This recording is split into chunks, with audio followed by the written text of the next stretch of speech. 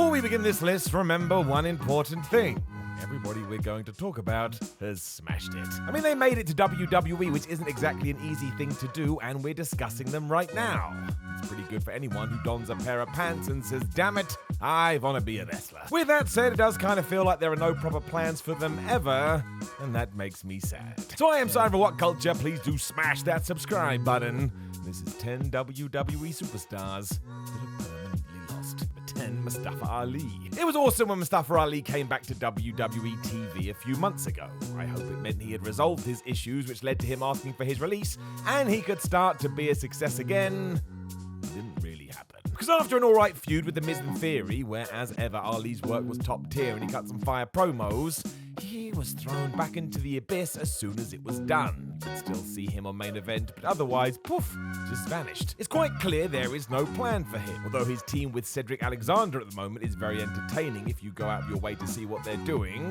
You have to imagine he's biding his time before he's out the door for good. And it just feels like a shame. I mean, do you remember when it looked like he was going to WrestleMania to face Daniel Bryan? Wrestling is nuts. Number 9, Cedric Alexander. And it wouldn't be fair if we didn't bring Cedric into this properly. I mean, we basically just laid his story out too. Much like Ali, he is crazy talented and smashed it in the Cruiserweight Classic to the point the NXT crowd chanted, "Please sign Cedric," with Triple H even walking out into the venue to give them the thumbs up. Man, did we have it all ready to go. The problem, I suppose, is that then he was in his element, whereas Raw and SmackDown always pose a problem for wrestlers who aren't tanks. It's not like Alexander isn't jacked, he most definitely is. But you know Vince McMahon, 6'2", 240 pounds. Otherwise, the obstacles will be placed in front of you. The real shame is that we found a place for him within the Hurt Business and then broke them up before you could say Shelton Benjamin. And I keep my fingers crossed that one day he gets at least one proper run to show what he can do. Sadly, I doubt it. They've already made up their minds. Great Tyler Bate. This one is more about the always changing waves of professional wrestling, or at least how WWE currently views its UK extension of NXT. If you haven't watched it, you should, as it's probably the most consistent product under the World Wrestling Entertainment banner. Somebody constantly in the front and center is Tyler Bate. So it's not like he's having a bad time, but when he won the NXT UK Championship in 2017, people lost their minds. When he did so again in 2022, well, the feeling was very different. Again, this is mostly due to perception. Because of the pandemic, there's this feeling WWE isn't so focused on NXT UK anymore. It really should. With the right story and timing, Bate could easily jump to Florida and start his path to the main roster, much as Pete Dunne did. It kind of seems weird that isn't always the aim. Number 7, Aliyah. I have no idea what is going on with Aliyah. I really don't. Ever since she's been on SmackDown, she has been all over the place, from breaking apparent world records to standing in the corner as Lacey Evans called her an idiot. She also threw up on herself once, but that was oddly heartwarming, as bizarre as that sounds. I just think we can all understand being so nervous your body rebels against you. What makes no sense is that there is never a plan for her. Ever. Do you remember when she was locking Shotzi in the locker room for a while? That was soon dropped, and it almost feels like her position is now just to lose to people. Doesn't add up. We didn't even give her a chance. Amazingly, Aliyah signed with WWE back in 2015, so there must be something here. So just use it, for goodness sake. Let's see what she can do. Number 6, Commander Azeez. I can't lie, I feel a bit sorry for Commander Azeez. The dude is never allowed to have a gimmick for more than a few months, and then bam, he's got to go try something else. The most recent switch was when Apollo Crews was moved to NXT, meaning Azeez just fell down a well or something. And before this, do not forget, he was a mainstay of Raw Underground. Well, as much of a mainstay as anybody could be, that idea was dead and buried in about a week. He also had a short run back with NXT 1.0, and it's hard to see what happens with him now. Given all of the above, he's barely had a match on TV for years, and how is that gonna help anyone?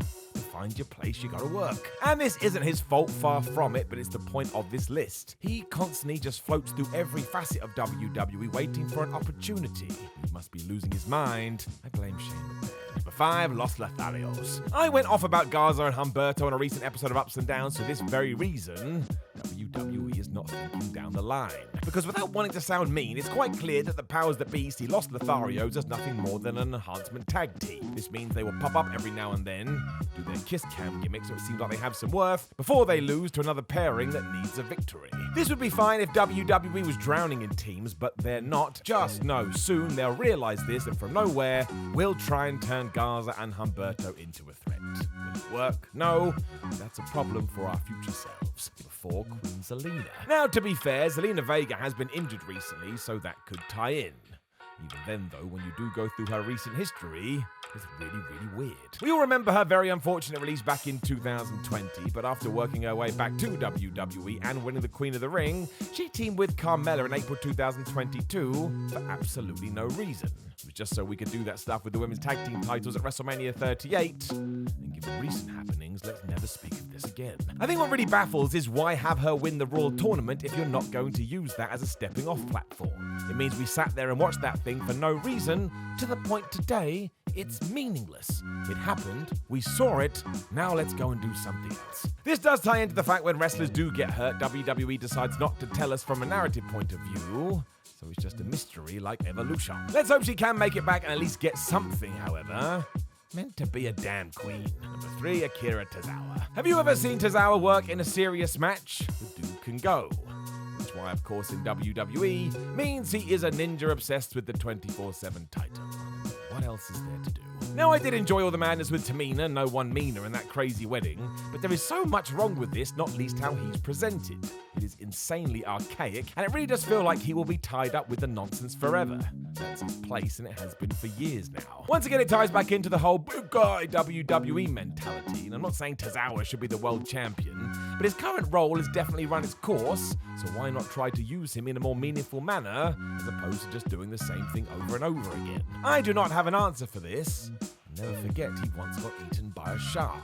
Though to be fair, if WWE went more in that direction and owned it, I'd be the happiest man on the planet, because I'm an idiot. Number 2, Dolph Ziggler. Dolph Ziggler randomly returned to WWE in July 2022, and this was met with quite the surprise, because it was baffling. The last time we'd seen him, he was alongside Bobby Roode squaring up to MVP and Omos, and yet within weeks that was done, and now he was mad at Theory. You can see why Ziggles is on this list. It is mad because for over a decade, Dolph has been awesome. I don't think he's ever had a bad match. He makes his opponents look like $1 million and can pretty much do it all. I suppose that's why he's found himself in this position, because he's an excellent utility player, but even over the age of 40, he could still be used better. Ziggler is great. By now, though, he has been beaten down so much fans don't see him as a threat, which is a huge shame. Number 1, Alexa Bliss. Which is probably the same for Alexa Bliss. I mean, what the flub are we doing? While I wasn't the biggest fan of the scary version of Alexa, I appreciate what she was trying to do, and it did have its supporters. But ever since leaving that behind, Bliss isn't allowed to do much of anything. It is such a shame, because when she did return to her more normal persona, it felt like it was time to pull the trigger on something. But we did the opposite. Nothing. The main issue is she just doesn't have a story at all, apart from the fact that her best friend is a doll. And just go back to 2016 to 2018. Alexa was smashing it then, winning world titles, and everybody was cool with it. And given that we need more bodies in the women's division, just do that. It's right there playing Nintendo. You could say this about a few people on the roster, which I suppose we have, but the difference with Bliss is that she's proved if you put her on top, fans will accept it, and they'll get it. And yet we choose to have her appear in random tag team matches, never progress much of anything.